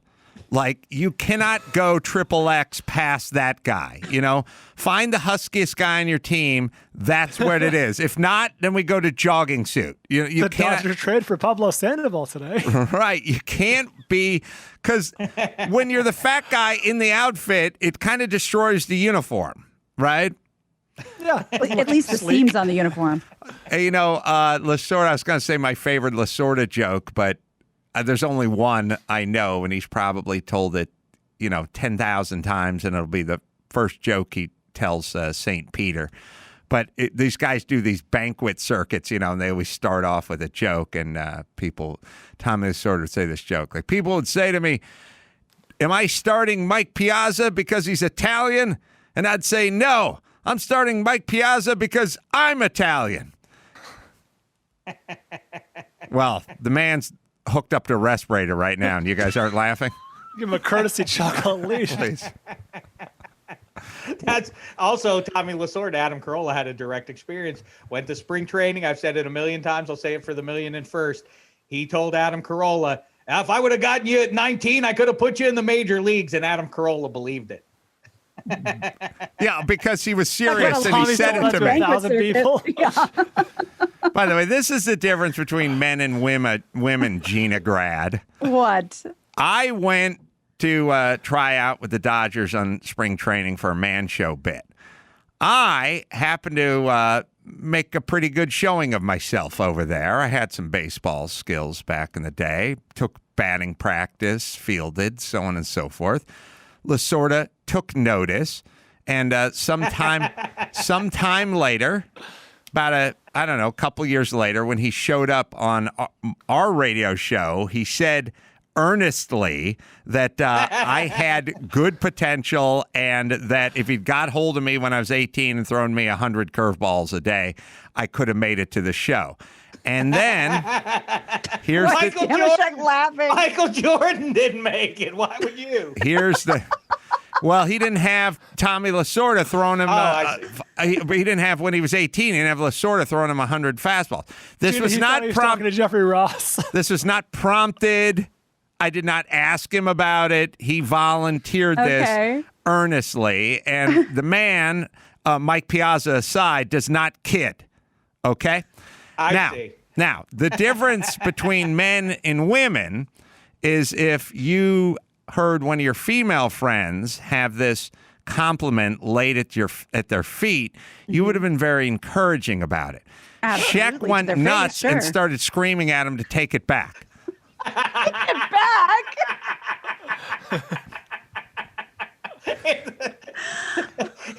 But he didn't say that, Adam, because you're Italian. He said it because That's right. He meant it. Right. Oh, listen, I was there at spring break. I played pretty good. I took good BP. You can see it on the Man Show. I played outfield. I cracked a home run when I was batting. I've seen you swing. You know what you're doing with the lumber. All right. Well, evidently you're not the only one. So more specifically, the difference between men and women is Dameshek will say it right then and there to your face. Take it back, take it back. Women will say, did you hear that? I always told you you're a star. And then go home and tell their boyfriend, can you believe that she bought that? She thinks good enough for what now? It goes back to the puking in the toilet. The girls hold the other girl's hair back. The cousin Sal says, let's torture Dameshek. Yes. Well, we do have some breaking Rick Moranis news, which isn't something we've probably said in a couple of decades. The suspect is in custody in connection to the random October assault. I have the video of actor Rick Moranis, and watch the top right corner. I'll show it to you real quick. He's just up near the Central Park. And that dude, we'll watch it again. The dude in an I Love New York shirt, I don't know if you could see it, punches him and then just keeps walking. So police were questioning this dude. He's 35 years old, brought him in for booking Saturday night. He lives in Manhattan. He has a history of 13 arrests, including 5 felonies. And Moranis is 67 years old, minding his own business one morning on his way to his nearby apartment. And this dude just knocks him to the ground. And I guess luckily, Moranis, he suffered some head pain, back pain, hip pain, but didn't crack his head open, didn't go down Andy Dick style. The scariest members of society are the random acts of violence on random people with nothing to gain. People, the folks that didn't steal his wallet, right? Or the folks that insurance fraud, or they torched their warehouse to try to collect on the whatever. Those people don't bother me because they don't affect me. The walking down the sidewalk, punch you in the face people, those are amongst the scariest members of our society. And he probably won't get as much time, or maybe even any in our new world order, but these are the scariest people around that can just sock people in the face that are going down the sidewalk. Yep. Well, and 13 arrests and 5 felonies, system's not working. Whether it's rehabilitation or keeping somebody away from society, it's not at a working. certain point, it's a pattern. Yeah, I'd say this is bizarre. A pattern. And of course, everybody loves Rick Moranis, but also, I don't think I've ever asked you about this, Ace. Were you a Strange Brew, a Bob and Doug McKenzie fan growing up? Yeah, hoser. It was kind of one of those bits that had a bunch of sort of catch phrases and stuff. Like it's a fun bit when you're young, but I don't know that it would hold up now that you have your sort of comical intellect in place, Brian. I saw it for the first time maybe 3 or 4 years ago. Atrocious. Impossible to get through. Maybe maybe Ace has hit the nail on the head, because I saw that in the theater and thought it was really one of the funniest movies I've ever seen in my life. And there's a time and place element to it. I haven't seen it in 15 years or so, but yeah, it was. I thought it was hysterical at the time, and I loved the album, The Great White North. I listened to that every night. That's Whenever there's a lot of catchphrases like take off and hoser and stuff like that, it usually means there's something missing. There's some other content that's missing. Strange Brew, 75% on Rotten Tomatoes. So says Max Pata. Well, I have a different kind of fighting story. A 200-person unlicensed fight club in New York has been disbanded by sheriffs. That happened over the weekend, according to NBC. Attendees of Rumble in the Bronx, so this has a name, was discovered drinking, smoking, fighting, and what do you think the biggest criticism was for a 200-person fight club? Yeah, they talked about not first rules. masks. No masks. Oh, no right? masks. Yeah. It's not that they're beating the shit out of each other and starting their own, speakeasy. It's that they weren't wearing masks. This was around 11:15. New York City sheriffs entered the Coster Street warehouse, found the crowd watching and participating in the fighting. And in a tweet, the sheriff said loaded firearms were discovered. 10 organizers were charged with multiple crimes. And this dude, Michael Roman, he's the CEO of Rumble in the Bronx. This company is facing 8 charges, including unlawful assembly, conducting a prohibited combat sport, and I would imagine also not social distancing. Yeah, they have these bare knuckle fight associations, by Is the that way. like backyard brawls?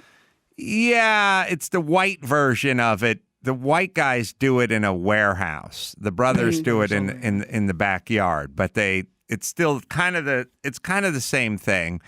And it's kind of akin to those sort of street racer things and stuff where they meet at a certain point and do their thing and try to get out there before the fuzz shows up. My thing, if I was a cop, would be I wouldn't have a lot of rules, but I wouldn't enter warehouses. That would be my thing. Mm-hmm. You know what I mean? Like As a cop, you wouldn't enter warehouses. I would make it be known while I was at the academy. Like, hey, I don't do warehouses. I don't do windows, warehouses. Well, there's like if you're vegan, you know what I mean? And you show up to work, and you go, hey, we're doing lunch. You just go, I'm vegan. I don't do warehouses. That's my whole thing. I'll do schools. I'll do synagogues. Hospitals. Bouncy castles. Whatever you need. I just don't do warehouses. I'll do wharfs. You know what I mean? Wow. I won't do a warehouse at the wharf. Do a batting cage. I'll do batting cage, putt-putt golf. I do it all except for warehouses. I would just never go into a warehouse. I was watching Patriot games last night, and they had that's got to be one of the more frequent events that happens in movie history is chasing somebody in the subway, and then they get into the subway car just a split second before the doors close, and then the other guys chasing them are on the other side, like shaking their fists, like, I'm gonna get you, and the other guy like sits down. Whoo, that was close. It's never been improved upon after French Connection. That's exactly right. That's exactly right, even though it's been tried literally hundreds of times. And if I were a cop, I would be like, I'm not doing the subway chase because it never works out anyway. That's a lot of time and effort for something that I can tell you here and now ain't going to go our way. So just let him go. Right. I agree. But also sometimes the criminal who gets away is a little smug as he looks through the window at him as they take off. You know what I mean? Of course. That's part of it. I feel like I would be more contemplative. I'd be sort of like, hey, you're a human, I'm a human, you're just doing your job. I know this is nothing personal. Maybe in another life we'd be friends. Yeah, another life we'd be friends or cohorts, and I'd kind of look at him, what I mean? Think the employee, though, in the booth, given how many times it happens in the movies, it's like 11 times daily. Like, they always react like when the first guy comes through and jumps over the bar and doesn't pay the toll, and he jumps over, they're always like, hey, get back here. Right. They always do that. Like, you'd be like, oh, we got another one. What else is new? Right. Yeah, they never turn around. I watched a movie last night. Brian said he's seen it. I'd never heard of it. And it was, as Brian says, better than it needed to be. If people who don't live in LA want to see the LA that we see, the LA we're talking about, check out the movie End of Watch. That's what it's called, right? Yeah, with Jake Gyllenhaal and Jake Gyllenhaal, Michael Pena. Solid movie. It's like a grittier, more realistic training day about cops patrolling, parts of LA. It's a buddy movie. It's like the whole movie is like a dash cam. Yeah, really well done. And again, if you want to see the non-glitzy part of LA, check it out. So tourism is tough right now on a lot of people. There are few and far between places that are actually begging people to come. In fact, most of them are not. Turkey was welcoming people a few months ago. Now that's not really happening. Other destinations have opened their doors partially, then they closed them. Now CNN compiled a list of 40 nations. I didn't bring them all, but 40 nations that aren't open to tourists yet. So if you can get yourself a work visa, Godspeed, do your thing. But there are no vacations happening in the following places that some of the more notable places that I think people would be interested in. Chile, Canada, British Virgin Islands, Saudi Arabia, Israel, New Zealand, Australia, Vietnam, Thailand, Philippines, Japan, India, and China. Don't bother making any plans anytime soon. Wow. So what about sex tourism? Is that off the table, or do we have to kind of stay on the mainland for that? Tourism's right in the name. No tourism. I wonder if they ever had serious discussions about changing the name of that country, Turkey. Seems weird that they didn't. It's like a cell phone at some point. Like, that's like a bird that creates foul stench if you're near a turkey slaughtering house. It smells something awful. Maybe we should get off that and change and rebrand ourselves. They never Maybe did. it's like a Michael Bolton Office Space kind of thing. Where it's like, why should I change my name? He's the one who sucks. Yeah. Fair. Talentless ass clown. Well, what's turkey mean to turkey? Do they eat turkey? Do they have turkey? Do they call it turkey? Do they call it something else? I mean, same thing as chili. Are they chili aficionados? Chile aficionados. But what if I ordered a turkey sandwich in Turkey? It's an interesting question. I'm looking it up. I want to find out how that experience would be. I also know. Or would you get a how dare you? Order. Not here, not in this house. In Turkey, sir. Good day. Leave our land and never return. I know Mark Garagos, who's Armenian, hates turkey. I think he's always talking about. Oh yeah, they got beef. In a place. They got a beef or they got turkey. They got beef. Yeah. There's always. Let me just say something. I don't have the heart or the guts to say it to Mark's face, but understand, I put the ugly in American. Stop trying to get me to be interested in whatever's going on in your land. I'm not. I'm much more interested in how the Rams played this weekend. That Erdogan is starting a slaughterhouse over there with mass graves. Well, there you go. So no Azerbaijan talk for you? No, this is all, I can't tell anyone apart. I just know they all hate each other, and it never really seems to work its way out. That's all. That's all I know. I can never be as outraged as you'd like me to be. Turkey sandwich in Turkey. I want to know what goes on if you do that. Well, I looked it up, and it seems as though it translates into rooster of India. So I don't know if that's some sort of a slight. I don't know. Mm-hmm. That's what the turkey's That's called. an insult. Maybe it seems like it. Maybe if we introduced Thanksgiving into that region of the world, it would solve a lot of the problems. I'm like, who needs Thanksgiving more than that region? Yeah. Coming together, joining hands. It's hard to be war torn with a sweet potato pie in your hand. That's right. I completely agree. Sweet potato pie, bean pie. There's bean pie. That's a soul pie, or pumpkin pie. I'm gonna tease it. What is bean pie? How do you do bean pie? Sweet potato pie, I get. Have you guys had bean pie? No, I like a nice bean. The best soup of them all, I can make a powerful case, is 5 bean. 7 bean, cloying. Gilding the lily. Very good. Yeah, the thing about bean pies, it's like your bit is definitely not hyperbole. It's soul food. It's a soul food pie, and it's like let's see. So there's pumpkin pie. Bean. Yeah, if you guys have ever had it, it's fantastic. It really It is. seems like a diuretic. And people are snobs. They're like, well, bean pie, come on, pumpkin pie. I understand. You ever just eat plain pumpkin pulp? Gross. It's disgusting, right? So flavorless gourd. What is less flavorful than just that? So when people think pumpkin flavor, they're thinking of the allspice. They're and thinking of cloves, nutmeg. The cinnamon. Yeah. Right. Exactly. Now I'll tell you, I guess is that the soul food pie? Like, is the bean pie the soul food one? Mashed navy bean, it says. Yes. It's good. You guys should try. I bet it would be good. I can tell I would like that. I love a navy bean. Let me hit Geico real quick. Do you own? Do you rent? Well, you do one or the other, I'm sure, and that's where Geico comes in. You bundle your policies at geico.com. Make it easy to bundle homeowners and renters insurance along with your auto policy. It's a good thing, too, because you got so much to do around the house. So just go to geico.com, get a quote, see just how much you could save. It's easy at geico.com. Get your bundle on at geico.com. All right, let's do one more, Gina Grad. I vote for sweet potato pie. Oh, sweet potato, yeah. And by the way, yeah.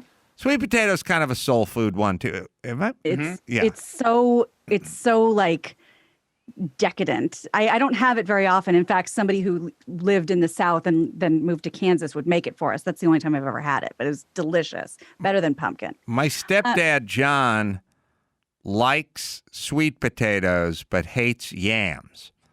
And wow.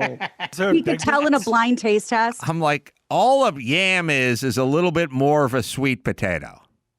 I've never understood that. You know what I mean? It's like saying, I love Claudia Schiffer, but not in heels. No, sorry. I didn't see that coming. I didn't either. Just Claudia Schiffer too. I have no fucking idea where that came from. Point is like, hey, John, if you like fucking sweet potatoes, good news. There's a better version of a sweet potato. It's called a yam. It's like, nah, I don't like it. I don't abide by that. That's just being passive aggressive, right? Well, here's a good visual to go out on. There's this dude named Peter Saltzman, and he's a professional base jumper. But he wasn't happy with just jumping off stuff because some dudes just, you got to follow that rush. So he decided that he would get with BMW, and they would engineer, it took 3 years to do, a 26-pound electric jet engine that lets him fly. And when he first tried the suit, he jumped out of this helicopter 10,000 feet in the air and then zipped around the mountains. This looks like a commercial, for BMW because they kind of cut in and out. But he's in the suit. No. Not interested? This is just a propelled squirrel suit. Yes, it is. Fly, you got to like take off from the fucking ground. Brian's He's falling. Yeah. Well, no, he's not just falling, though. He levels out. All right, let's see. And then goes up. He's got to gain altitude. He does. So it looks like he's going to hit a mountain. Then he pushes something. I don't know if you're seeing it kind of choppy like I am, but then he powers up. Yeah. Now, the problem is the powering up could just be the momentum of coming down. Oh, you guys are tough crowd. I know. We're a tough crowd. If you're going to fly like an airplane or a helicopter or a bird, you got to take off from the ground. But to what end, really? I mean, who gives a good goddamn? At least, like, people, if you want to go run a 50-yard dash to see if you're faster than other human beings, okay, what is this? What is the measurement on this? What's the context for this? Great for you. You jumped out of a plane. Somehow, the people who take their lives put their lives at risk, feel like they have the emptiest lives of all. Well, that's a good point because another story that I didn't pull because it just seems so stupid was a guy who's like a professional hanger off of shit. I don't know. Oh, that guy took his pants off. And he goes, it's not good enough to hang from this, crane. You know the story, like 3,000 feet in the air. I have to do it naked. So they're trying to chase this adrenaline rush. I don't know. Impressive part about the dude hanging from the crane was he was hanging from the crane with his pants on and then eventually got his pants off. But obviously you can't pull a hand off undo your belt. I mean, he got out of his pants hanging from this crane without using his hands. I'm not as jaded as these two. The BMW thing was interesting to me. But I do agree, the self-propelled flight starting at 10,000 feet with the squirrel suit is not quite self-propelled flight. I would like to live in a world, and they have these guys now in these sort of rocket suits and stuff like that. The problem is always the fuel, like how long can you use the fuel for? But it would be... So obviously, taking off from the ground would be more interesting, but still visually cool and interesting and all that. It's all that Evel Knievel. It's Evel Knievel jumping over Snake River in the rocket. It's like, hey, like he's going to take a chance. He's going to shoot himself 27 feet across this ravine. I'm like, hey, evil. I don't know if you heard about 6 years ago, some other human beings flew to the moon. Who gives a good goddamn about this nonsense? No, I agree. This is my did you see the squirrel water skiing thing, which is like the squirrel is duct taped to a piece of plywood that's being dragged behind a skidoo. You know what I mean? Like, come on.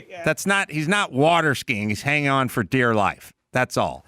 And by the way, he's not hanging on to the rope. The rope is tied to an eye hook on the front of the plywood dragging the squirrel. It's very much back to where we were a few minutes ago. The pumpkin getting outsized credit for it's Aquaman taking all the credit when the fish are the one doing the hard work. The pumpkin gets the credit, but the cinnamon is the star. And of course, my number one example for this is lobster. Oh, it's so delicious. I'll pay whatever they want, top dollar, whatever the going rate is, whatever it is. You know what the star is? The drawn butter. You know what else tastes good when you dip in drawn butter? Everything. This lobster jive. I can't wait till you're 80, Shaq, because you are going to be weaponized at that age. Where does one go from here? Where does one go? Like, he's at the Golden Corral. It's 4:30. He wants to know why they don't open the carving station until 5. This is an outrage. An outrage. I'm dressed up like Tommy Lasorda in a baseball uniform for no reason. You're wearing pajama bottoms and one slipper. You're yelling at people for loading up on melon when there's apples to be had. Tangerines. All right, let's bring it home, Gina. You got it. I'm Gina Grad, and that's the news. Gina Grad. That was the news with Gina Grad.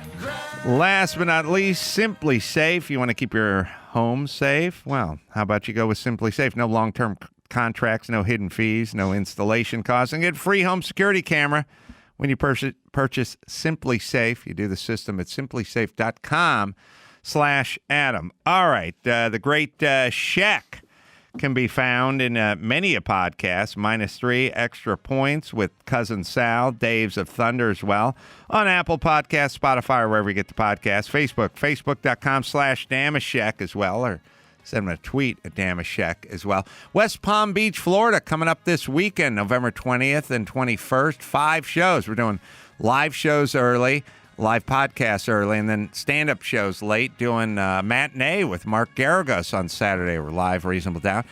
Burbank, Pickwick Bowl, December 12th, doing a stand-up show out in the parking lot there. I think we're going to do a car show as well. Just go to AdamCarolla.com to get all the info you need. Until next time, Adam Carolla for Shaq and Gina and Bald saying, mahalo.